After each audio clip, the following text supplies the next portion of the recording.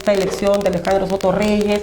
En realidad no tiene mucha experiencia, señor Reyes, o no es muy conocido, no se le recuerda mucho por proyectos que haya presentado, salvo entrevistarse a sí mismo en la campaña electoral, bastante anecdótico, y lo que sabemos, la serie de denuncias que tiene en su contra, ¿no? Bueno, él más bien es la mascarada del fujimorismo, ¿no?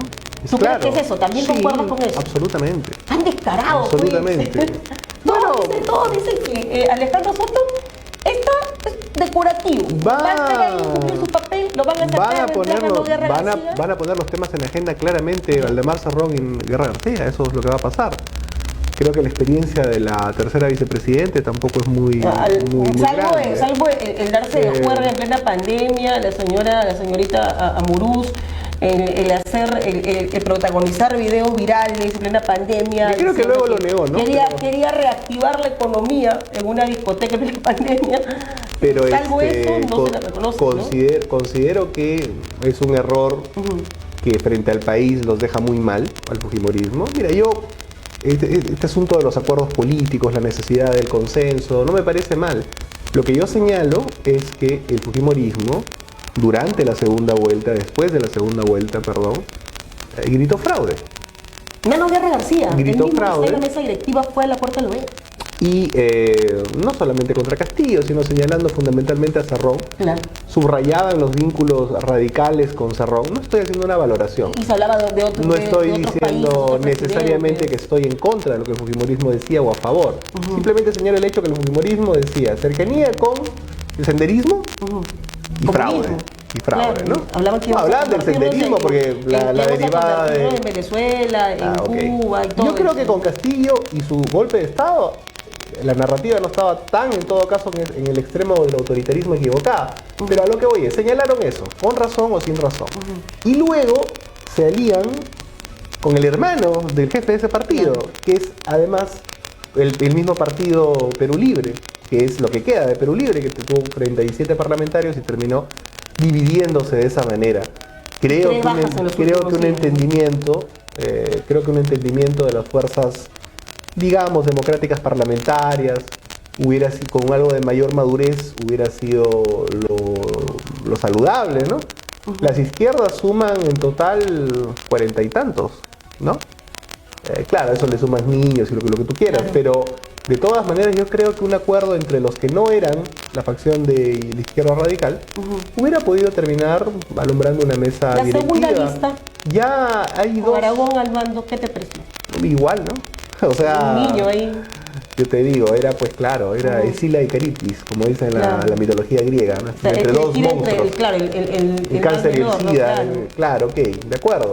Quizás, obviamente, puestos a elegir entre eso, uno puede decir, oye, bueno, al final la de Cerrón es la segunda vicepresidenta, ni siquiera es la primera. Pero el problema es que nos llevaron a esa situación prácticamente adrede. Eso es lo que yo señalo, ¿no? No se hubiera tenido que elegir entre ambas opciones si se hubiera actuado con mayor madurez. Y creo que ahí APP y el fujimorismo, sobre todo, tiene una gran responsabilidad. Creo que va a ser una mesa que algunos dicen también, ¿no? Hubiéramos evitado de esa manera, es la única forma de evitar que el comunismo hubiera tomado la mesa directiva. Muy bien. ¿Hay comunismo? O sea, estamos hablando de comunismo aquí en el Perú, porque este cuco, hay que decirlo, este cuco cada vez que aparece, estamos en campaña y aparece un partido, un representante de izquierda, nacionalista, se le dice terrorista, comunista, socialista, que vamos a convertirnos en Venezuela, en Cuba, se nos dice que todo va a subir, que todo se va a estatizar, que te van a quitar tus fondos, te van a quitar la casa, como en el caso de Castillo, que te iban a quitar supuestamente, te iban a quitar hasta tu vivienda. Puede haber intención. O sea, a lo que voy que este argumento todavía prevalece para asusar a la población y decir viene el gobierno comunista o viene comunista. Yo creo que en este momento, dada la caída de Castillo, no tiene mucho efecto. Por lo siguiente, porque evidentemente cuando tú ves que Castillo quería cerrar el Poder Judicial, el Ministerio Público, el Tribunal Constitucional y todo lo que declaró en aquel momento, apresar a la fiscal de la Nación, una serie de cosas, tú te das cuenta que había un peligro autoritario, claramente. Ya bien. ¿Y lo que tenemos ahora? Ahora no está Castillo. Por lo tanto, lo que yo veo No es un gobierno autoritario, no es una... ¿No lo ves así? No, creo que más bien está tomando las instituciones, no digamos En todo caso podríamos plantear que hay un parlamento que está tomando decisiones que algunos pueden sentir como exceso. Un parlamento, un congreso. Pero el gobierno, a mí me dicen, ¿gobierna Otárola o la gobierna Boluarte? Y yo digo, ¿quién gobierna? No gobierna nadie. No hay gobierno. No toma ninguna decisión. Es un gobierno débil. Es un gobierno que está manipulado por el Congreso. En última instancia, lo que podría pasar es que hay un Congreso que está tomando algunas decisiones que pueden ser polémicas, ¿Tú no crees controvertidas. que la presidencia de Dina Boluarte responde a intereses que vienen propios del Parlamento y los grupos que ahí están constituidos, y que ella solamente funge de una especie de, no sé si decirlo títere puede ser un tanto despectivo de repente, pero no toma las riendas absolutamente de nada? La señora Boluarte parece que estuviera capturada o secuestrada mentalmente, que es lo que decían antes que hacía Nadine con Ollantumala. Y parece que más el miedo de que se le abran procesos penales por la excesiva brutalidad y represión cometida durante las protestas, pesa más a que ella pueda de repente ejercer su función como presidenta. Ella está jugando en pared, o no sé quién hace el amén a quién, pero acá no hay contrapesos. No hay ejecutivo, no hay congreso, no hay fiscalización, no hay oposición. Yo justamente es lo que he señalado. No hay oposición. En Ecuador se dio este asunto entre la tensión institucional que llevó a lo que se llamó la muerte cruzada. Aquí yo digo que estamos viendo una parodia invertida. Es la sobrevivencia cruzada. Los dos, Parlamento y Ejecutivo, no se fiscalizan, no se plantean cuestiones que puedan ser incómodas, y el único objetivo que tienen, no tienen otro, es llegar al 28 de julio del 2026, como sea. Así lleguen debiendo puntos, así hay un grave peligro aquí. Puntos, qué triste. Yo creo que la próxima encuesta, Enrique, nos parece chistoso. El Parlamento está mucho peor. El Parlamento es el 9, 8, ¿no? Y la Presidenta creo que 17. O sea, va a llegar el momento en que aparezca una encuesta y le diga Congreso de la República 5%. Margen de error. Dentro del margen de error. Recuerda que Toledo llegó a tener 6%, ¿no? Eso no significa, ojo, eso no significa que vaya a caer. Claro. Son cosas diferentes. Este Congreso no va a vacar a Boluarte. Ahora ha abierto una pequeña rendija de posibilidad. Ya. Porque si la mesa la conducía, vamos a ponernos en un caso hipotético, la conducía Perú Libre, ¿no? Valdemar Cerrón, o la conducía Nano Garra García de Fujimorismo, por más que se hubiera estado mal y me hubiera opuesto a eso, era claro que no iba a haber vacancia. Ya. Porque nadie en el país hubiera aceptado que el hermano de Cerrón sea el presidente, claro, o el Fujimorismo tome la presidencia. Claro. O sea, hubiera sido un hecho de decir, ya, nosotros controlamos el Congreso y punto. Pero colocar a un tercer elemento ya abre un poquito la ventana de decir, bueno, quizás sí, pues, ¿no?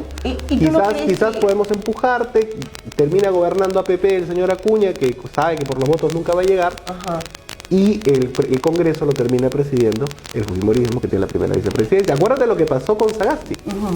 Sagasti es elegido para presidir la presidencia de la República, para dirigir el país.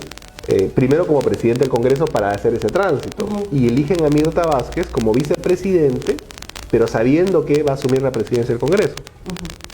Es una posibilidad que quizás estén estudiando remotamente. En principio yo creo que no, en principio yo creo que se van a quedar hasta el 2026, y ahí me preocupa algo. Si nosotros seguimos sin este enfoque social, sin tratar los problemas de fondo, sin atender las zonas altas del sur, sin tener un discurso sobre la agenda social postergada en el país de la mayoría de los sectores populares, en abril del 2026, lo que se puede expresar de las urnas puede hacer que Castillo quede bastante pequeño alrededor de lo que puede pasar. ¿Y crees que pueda salir? Digamos, la presión social ya bajó. No, yo creo que Castillo ya está, es un hecho superado. Un hecho superado en el país. Yo lo que me refiero es que las urnas pueden expresar un radicalismo peor que el de Castillo en 2026 si la cosa sigue así. Porque si no atiendes los problemas de fondo, si no empiezas un diálogo social, si no solucionas la agenda social mínimamente en el país, este gobierno debe haber entendido, y lo he dicho en todos los medios posibles, este gobierno, Boluarte, debe haber entendido que tenía la gran oportunidad de pacificar el país, de llamar a elecciones transparentes, democráticas, ser un gobierno transitorio, pero no, quiso quedarse Paniagua, ¿no? hasta el 2026. Y bien asumió la presidencia, se autodominó. Hay reformas en las que un quizás... gobierno transitorio. Hay reformas en las que quizás no estemos de acuerdo con muchos de los que nos pueden estar viendo, yo personalmente.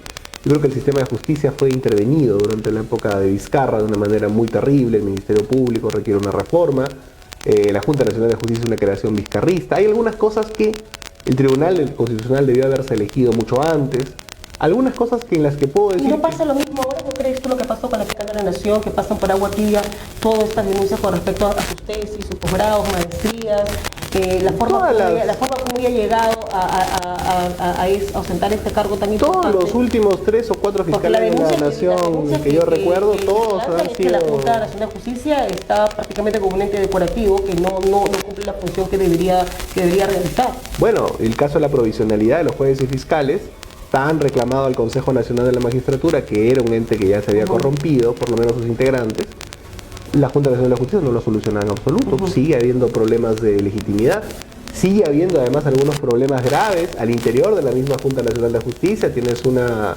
Inés Tello que hace tiempo que pasó la edad límite para pertenecer a ese colegiado y sigue ahí, fue incluso presidente. Y yo no recuerdo, dicho sea de paso, los últimos 3 o 4 fiscales de la Nación que ninguno no haya tenido cuestionamientos. Todos, absolutamente todos. Pero a lo que me refería es lo siguiente.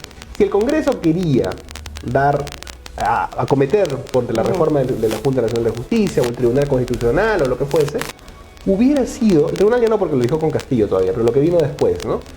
Hubiera tenido más legitimidad para hacerlo si hubiera sido un parlamento que se hubiera presentado como un parlamento que tenía un corto tiempo de vida. Es decir, vamos a hacer las reformas que se requieren, vamos a ordenar las cosas. Un año, digo, máximo. Un año con la presidenta y luego el adelanto de elecciones, un sistema electoral confiable. Y yo nunca suscribí la narrativa del fraude electoral. Porque no hubo fraude en realidad. Bueno, lo que hubo fueron cuestiones complicadas que no se podrían, creo yo, catalogar. ¿Se Congreso para armar una comisión? Yo creo que estaban las dudas sobre algunas... Que no concluyó en nada.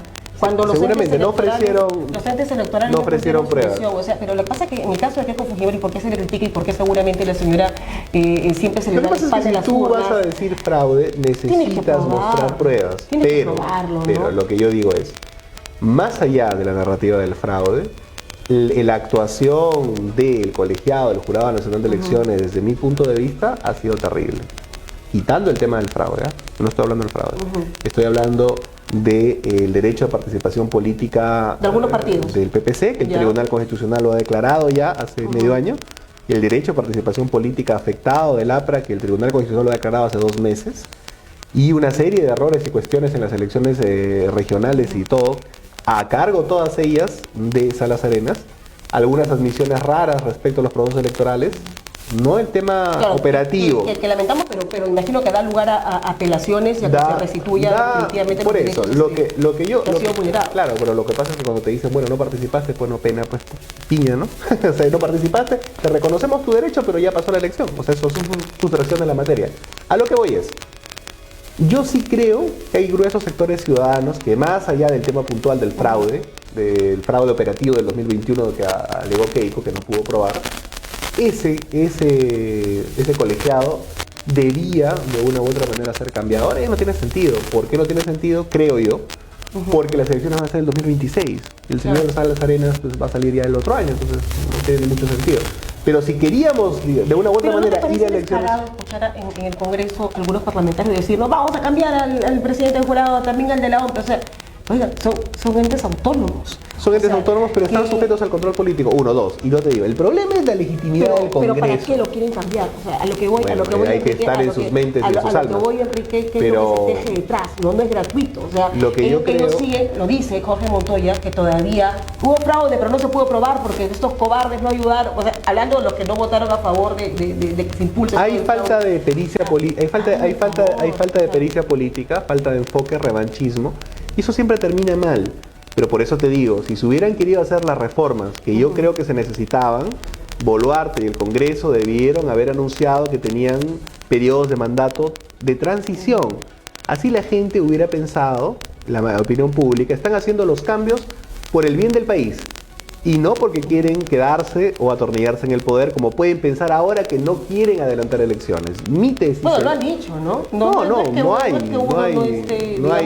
ninguna voluntad. Claro, Dina Boluarte ha dicho, es un tema cerrado, pues ya ni siquiera pregunten, no es un tema cerrado. En el Congreso también están diciendo que no se va a tocar ese tema porque está cerrado. Y además, yo quiero llamar la atención aquí yo tengo una posición de izquierda democrática social, en el contexto mundial se llamaría socialdemocracia, yo pertenezco al APRA, pero creo que la derecha se está equivocando muchísimo respecto a los tiempos, alguna parte de la derecha. Ellos creen que mientras más retrasen el abrir las urnas, va a ser mejor. Y yo creo que es peor. ¿Por qué? Se prestigian más, se destruyen más. No solamente ellos, sino el sistema. Lamentablemente, el Parlamento no significa derecha, el Parlamento es el Parlamento. Entonces, la institución del Parlamento es la que y eso se refleja en las encuestas. Se desgasta. Y no solamente eso, sino que asumen que el anticomunismo, entre comillas, que es el que gobierna supuestamente con Boluarte, es el que se está desprestigiando. Y yo te digo una cosa, yo creo que si hubieran habido adelanto de elecciones rápidamente tras la caída de Castillo, yo te puedo garantizar que la cantidad de representantes que hubiera tenido la izquierda radical marxista no hubiera sido 37, o 42, perdón, 37 de Cerrón más 5 de Verónica. La izquierda radical no hubiera tenido nunca 42 parlamentarios si se hubieran adelantado rápidamente las elecciones. ¿Y cómo crees que les hubiera ido a estos grupos de la ultraderecha?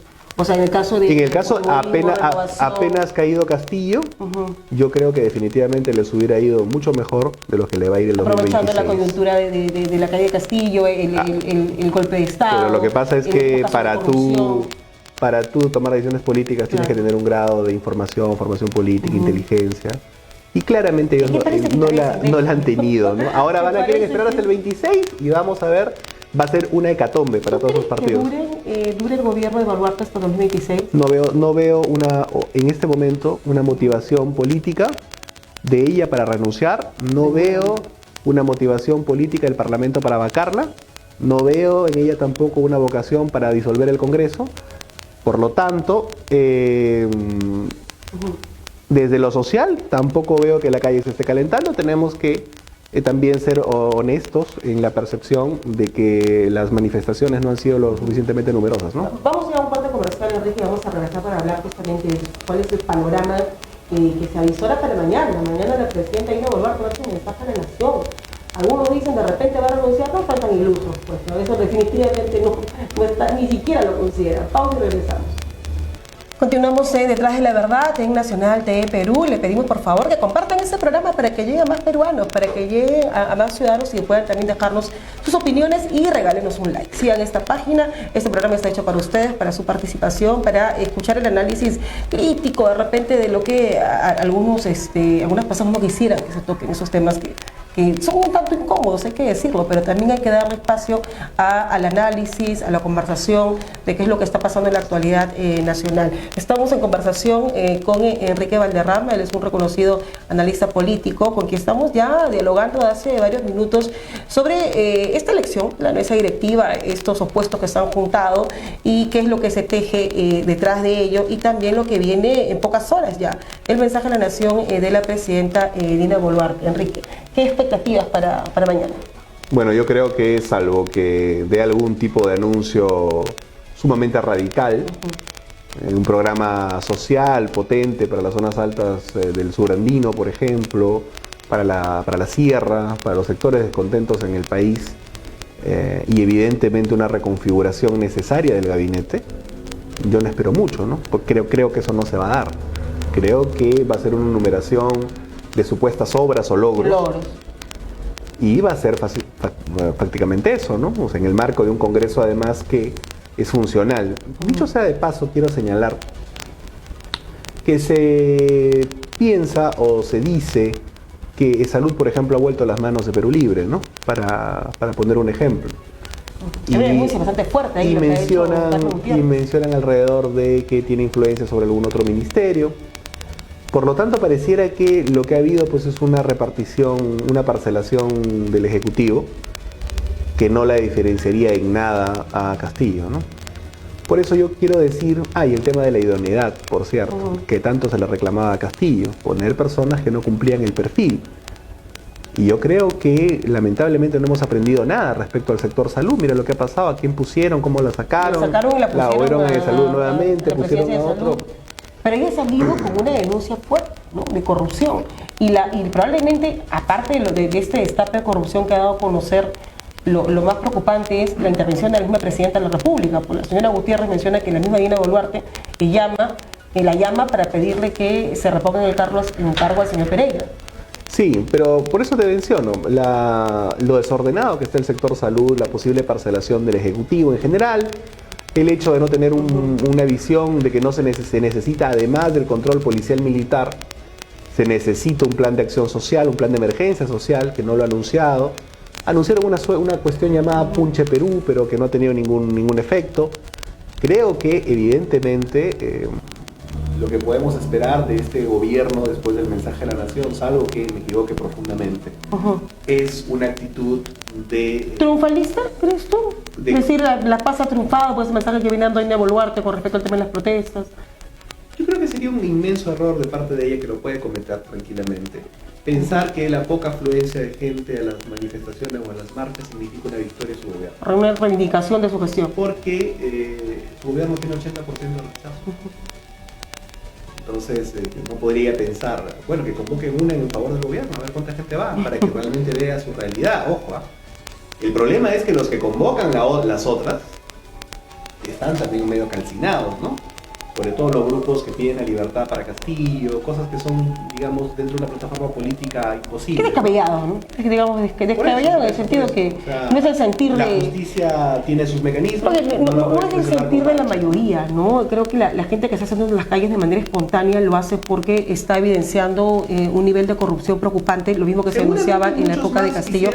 Pero creo que lo que mueve más, Enrique, a la gente en las calles es el deseo también de que se busque justicia por el alto número de peruanos fallecidos durante las protestas, ¿no? Que no estamos acá diciendo que está bien que se tomen comisarías, que se queden instituciones judiciales, no, hay que separar. Son delitos que merecen ser investigados, llevados a proceso y sentenciados de esta culpabilidad, pero no que signifique la muerte para aquellos que salen a protestar, ¿no? Hay ejemplos, lógicamente, en el mundo de manifestaciones, incluso hasta más agresivas, que han dejado saldos de fallecidos mucho menores, ¿no? Creo que en Brasil incluso hubo una cosa grande, cuando la vida en este caso del policía está en peligro, está facultado evidentemente para hacer uso de su arma de reglamento, pero lo que se ha evidenciado con esos informes de organismos internacionales de defensa de derechos humanos, con las mismas investigaciones que se realizan aquí, no tanto en el Ministerio Público, no de la misma prensa, por la geolocalización que se ha podido ver, es que esas personas ni siquiera estaban protestando, estaban dentro de... Ahora, la perspectiva de los organismos internacionales, o mejor dicho, el informe de la comisión, que no es vinculante, comete unos excesos bien graves respecto a la percepción del modelo económico del país y una serie de cosas en las que no tenía que... cometido masacres aquí? No, lo que pienso es que ellos han declarado una serie de cosas que van más allá de las cosas sobre las que tenían que manifestarse. Yo creo que ha habido sin duda pérdidas de vidas humanas, que tiene que haber incluso una comisión investigadora, una comisión de la verdad incluso sobre ese tema, que castigue a los que se encuentran responsables. Eso es una cosa, en eso estamos de acuerdo. Pero otra cosa es que venga la comisión a decir que nuestro modelo es tal por cual y por lo tanto no tiene sentido. Lo que ha revelado de repente y además, son ciertas taras que están en la sociedad, que de repente nos hay un problema de enfoque. El racismo, la discriminación. ¿No crees que eso ha estado presente en las protestas y que continúa todavía? El día miércoles salieron algunos representantes de clase media, algunos políticos, algunos periodistas conocidos a protestar. Me refiero al 19J, al 19 de julio. No se gaseó a nadie. Cuando ellos se fueron, el enfrentamiento fue en Piérola, se gaseó a cuanto pudo. El día 22 de julio, en horas de la noche, cuando ingresan a la Plaza San Martín, en su mayoría delegaciones regionales, mujeres aymaras, las lanzaron, las gasearon, las golpearon. O sea, ¿no crees que el tinte racista y discriminador está presente? ¿O solamente lo ven ciertos grupos y de repente otros no? Mira, siempre hay gas y cuando yo creo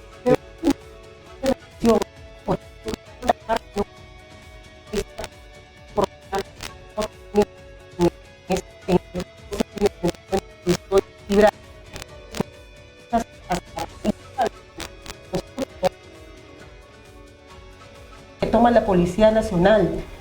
Y ha habido marchas tremendas contra el TLC, la ley Pulpín y no sé cuántas marchas que han sido multitudinarias y que no necesariamente hayan terminado con este saldo.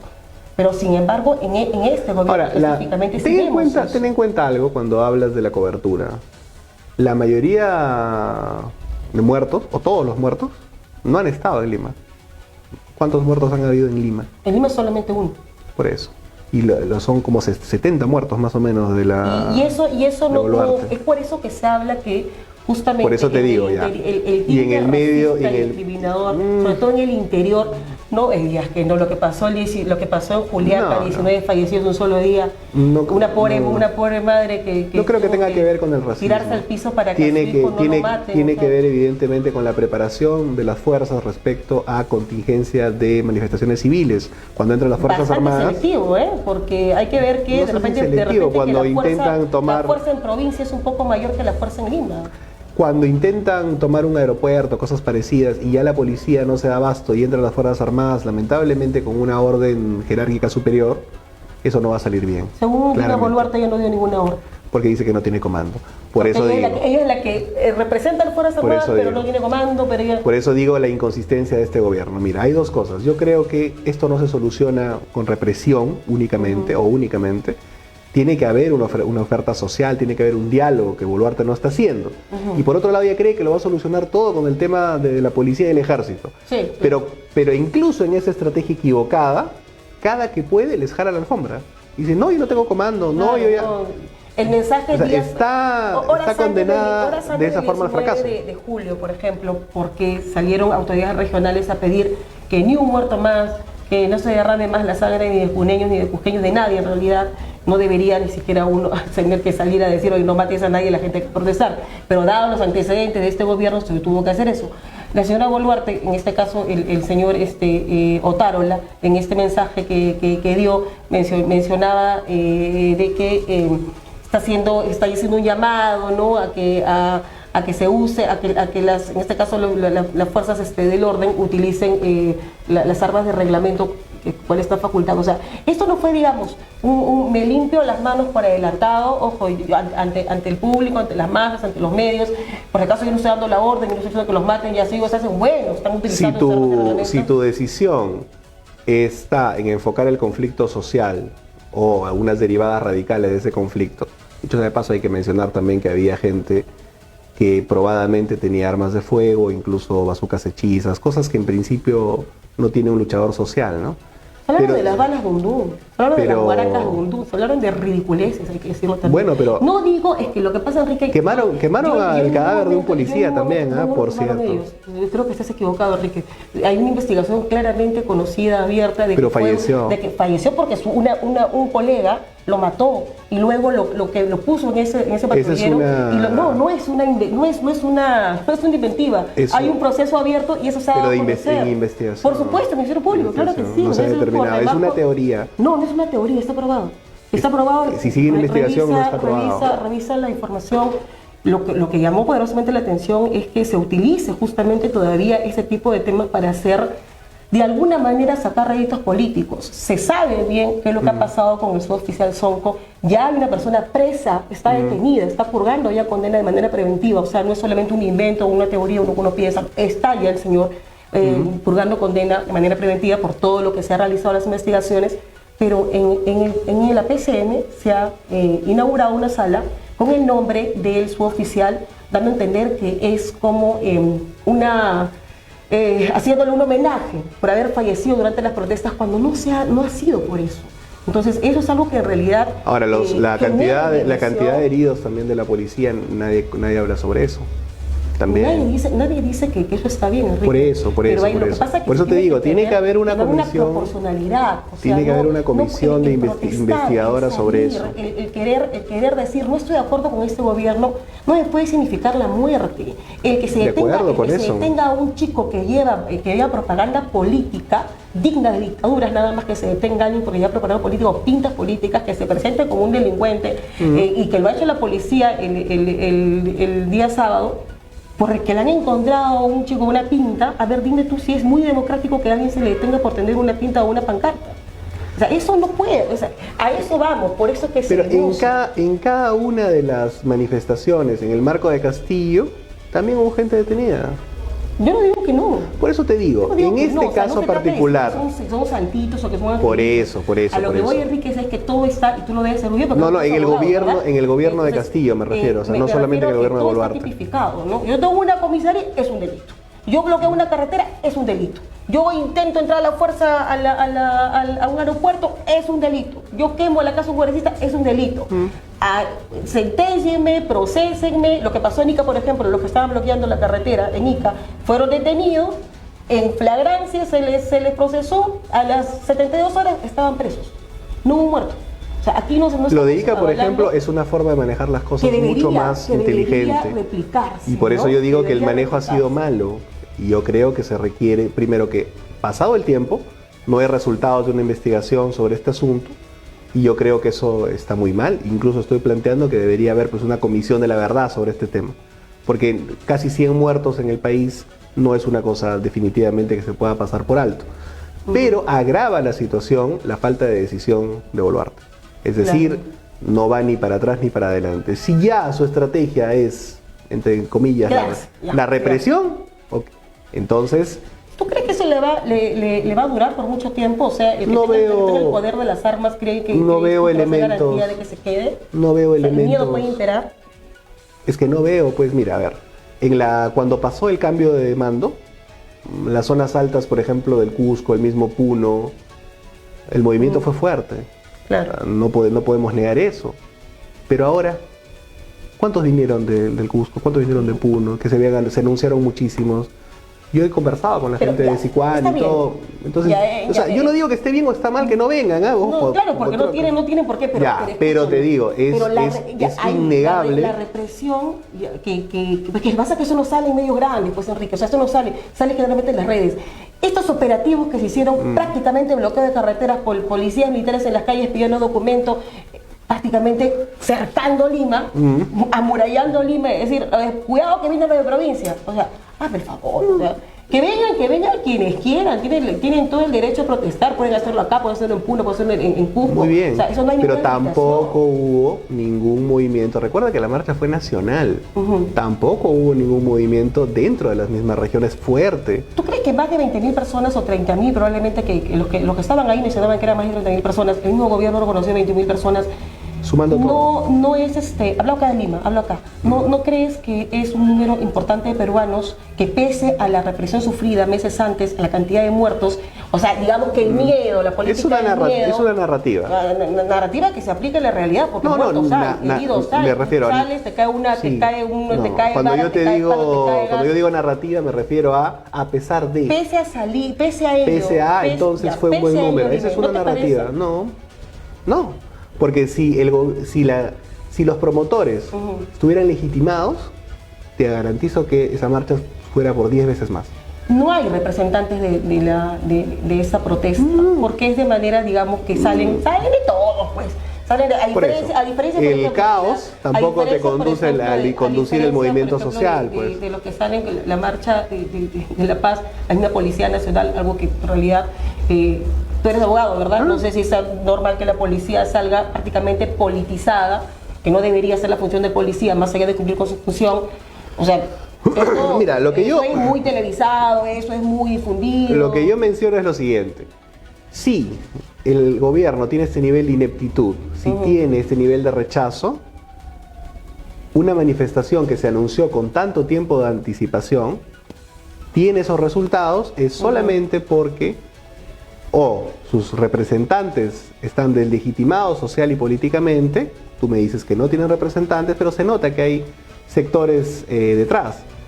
O en todo caso, ese hecho de no tener o estar en la anarquía hace que no puedan conducir el movimiento social como realmente deberían. Claro. O sea, la presidenta está totalmente legitimada, el parlamento también, y no hay oposición porque lo que se puede construir desde la sociedad tampoco tiene líder. Sí, lamentablemente es así también. Por eso que se habla de una, digamos que una marcha Estamos en un momento muy complicado y muy difícil. Yo creo que hay que tratar de hacer que los problemas reales de la gente se empiecen a solucionar, presionando a a las autoridades. Lamentablemente no sabemos si eso va a tener algún eco, pero por lo menos hay que hacerlo. Porque si nosotros no empezamos a tomar los temas de fondo, el tema de la agricultura, el tema de las MIPES, el tema de la pesca artesanal, viene el viaje, viene el asunto de salud, el tema de los abusos de los oligopolios en el país, etcétera, ese discurso lo va a tomar o dos cosas. Probablemente uno más radical. Y ahí quiero que reflexiones algo, no necesariamente de izquierda. Puede aparecer un hombre más radical que Antauro, de izquierda, ponte, o que de Castillo, y pase la segunda vuelta. Pero puede aparecer, un Bukele también, puede aparecer un autoritario de derecha también. Bukele en medio de un país que está prácticamente gobernado por la inseguridad ciudadana, no le iría nada mal. Le iría bien.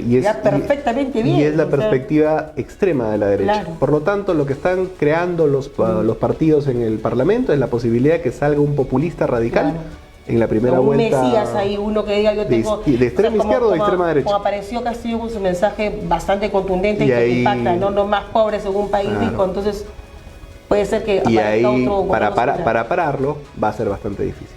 Imagínate. Por eso hay que empezar a hacer prédica social desde ahora, ¿no?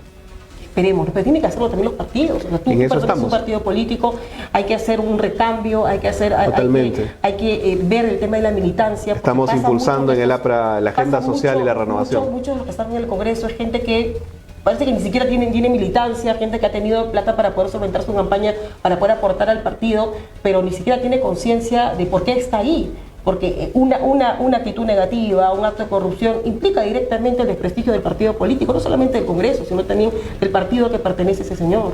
De todas maneras, hay que llegar con un mensaje de cambio hacia el 2026 y de renovación. Estoy convencido en eso. Eso esperamos, Enrique. ¿Tú crees que se quede Otárola? ¿Se va mañana? ¿Lo anuncia? Debería irse, pero se va a quedar Mira, yo tampoco creo que el tiempo político le sea muy grato. Yo no le calculo más de 3 meses. Pero, no da para más. Pero mañana se queda. Una imagen desgastada. Ya. Totalmente. ¿Tú crees que la denuncia de Rosa Gutiérrez, bastante fuerte con respecto a Dina Boluarte, ¿tú crees que ahorita el Congreso lo está dejando en stand-by? Yo creo que va a quedar en nada. ¿No crees de repente que puede ser utilizado para abrirle procesos en contra de Dina Boluarte y llamarla a las comisiones en el Parlamento? Y luego ¿Con ese Parlamento? De repente agarrarse eso para que ahora que ya hay nueva mesa directiva, ojo. Salvo que el Parlamento lo va a coger. El Parlamento en el momento que le conviene lo hará. Es que en realidad lo puede coger, pero por ahora no. Porque veo Soto Reyes está un pie más para el INPE que para el Congreso. Tiene 60 procesos abiertos, graves en su mayoría. Y eso es lo otro, ¿no? Vacar a Boluarte para que él sea el presidente de la transición. O de repente el señor sale antes que Boluarte. Y de repente Nano Guerra García sigue siendo. Acuérdate de lo que pasó con Camones, ¿no? Sí, claro, por supuesto. Fue bastante corta su permanencia en la presidencia del Vamos Congreso. A ver qué pasa. Vamos a ver qué pasa. Pues no, todo puede pasar. Bien, Enrique. Muchas gracias. Muchas gracias, encantado de estar aquí en Nacional TV. Gracias. Vamos a escuchar a Dina Boluarte, pues vamos a escuchar a la presidenta del Perú, Dina Boluarte, que ya debe estar con su mensaje listo, ya mañana va a ir al Congreso de la República a hacer un balance. Algunos esperan que haya una reflexión bastante difícil de parte de la señora. ¿Qué cosa ha dicho Dina Boluarte? Ha dicho sobre los errores. Ella ha cometido errores, menciona en su gobierno. Dice que no los va a volver a cometer. Vamos a ver.